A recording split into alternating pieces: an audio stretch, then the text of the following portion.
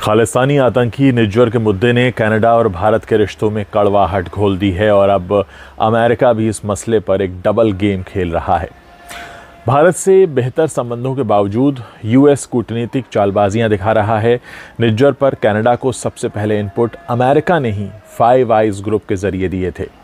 Input में क्या कहा गया था ये बात तो सामने अभी तक नहीं आई है, लेकिन जस्टिन ट्रूडो ने कनाडा की संसद में भारत के खिलाफ बयानबाजी इस इनपुट के मिलने के बाद ही की थी। न्यूयॉर्क टाइम्स की रिपोर्ट के मुताबिक खालिस्तानी आतंकी हरदीप सिंह निज्जर की हत्या के बाद अमेरिका ने कनाडा को खुफिया जानकारी मुहैया कराई, लेकिन कनाडा ने इसका मतलब कुछ और ही समझा, जिसके बाद ट्रूडो ने भारत पर निज्जर की हत्या की साजिश रचने का आरोप लगा दिया। अमेरिका का डबल गेम उस वक्त भी देखने को मिला जब भारत और कनाडा में चल रहे तनाव के बीच पाकिस्तान में अमेरिका के राजदूत डोनाल्ड ब्लूम ने पाक अधिकृत कश्मीर यानी पीओके का दौरा किया।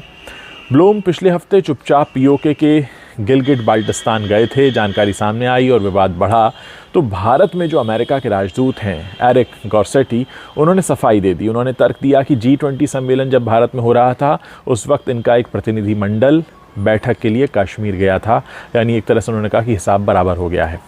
वैसे मित्र मुल्कों के साथ डबल गेम करने का अमेरिकी इतिहास काफ़ी पुराना रहा है।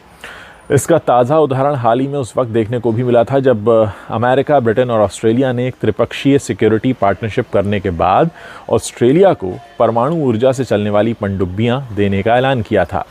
इस डील के बाद फ्रांस ने अमेरिका पर सख्त नाराज़गी जताई थी, क्योंकि अमेरिका और ब्रिटेन से डील के बाद ऑस्ट्रेलिया ने फ्रांस के साथ हुई एक डीजल इलेक्ट्रिक सबमरीन का कॉन्ट्रैक्ट तोड़ दिया था और उसको काफ़ी नुकसान हुआ था। कनाडा भी पहले अमेरिका का शिकार बन चुका है। जिस कनाडा के साथ खड़े होकर अमेरिका भारत पर दबाव बनाने की कोशिश कर रहा है, उस कनाडा को भी अमेरिका तगड़ा झटका दे चुका है। साल 2010 में अमेरिका और कनाडा के बीच तेल की पाइपलाइन का एक सिस्टम बनाने की डील हुई थी। इसका काम कनाडा की एक कंपनी है TC एनर्जी कॉरपोरेशन, उसने संभाला। 2015 में उस वक्त के अमेरिकी राष्ट्रपति बराक ओबामा के चलते इस प्रोजेक्ट में काफ़ी देर हो गई। इसके बाद डोनाल्ड ने अपने कार्यकाल में इसे फिर से शुरू करने की कोशिश की थी, लेकिन तब तक काफ़ी देर हो गई और कनाडा की कंपनी को यह प्रोजेक्ट छोड़ना पड़ा। इस मुद्दे को जस्टिन ट्रूडो ने भी बाइडेन के सामने उठाया था। प्रोजेक्ट रद्द होने के बाद कनाडा की मीडिया ने अमेरिका पर धोखा देने तक का आरोप लगाया था।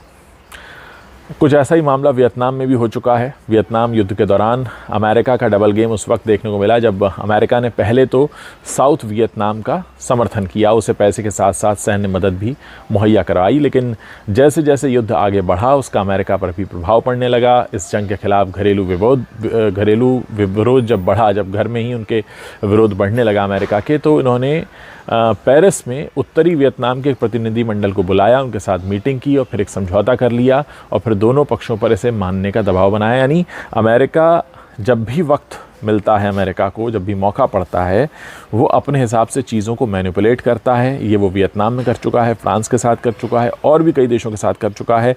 तो कुल मिलाकर ये जो निज्जर वाला मामला है जिस पे ट्रूडो का बयान आया है, उसे भी अमेरिका अपनी तरह से इस्तेमाल करने की कोशिश कर रहा है। और आप देखिए कि जिस तरीके का तर्क सामने आता है, भारत में जो अमेरिका के राजदूत हैं वो सीधे कह देते हैं कि अगर पीओके में हमारा एक एम्बेसडर गया है जो पाकिस्तान में है, अमेरिका का एम्बेसडर, तो हम भी तो G20 के दौरान कश्मीर गए थे, हमारा एक प्रतिनिधिमंडल गया था। यानी एक तरह से सोची समझी एक पूरी चाल रहती है अमेरिका की तरफ से। दोस्तों, कोशिश होगी कि ऐसे मामलों को आपको आसान शब्दों में समझाता रहूँ, और अगर आपको ये बातें समझ में आ रही हैं और ऐसे वीडियोज़ आप और देखना चाहते हैं तो हमारे इस चैनल को सब्सक्राइब कर सकते हैं।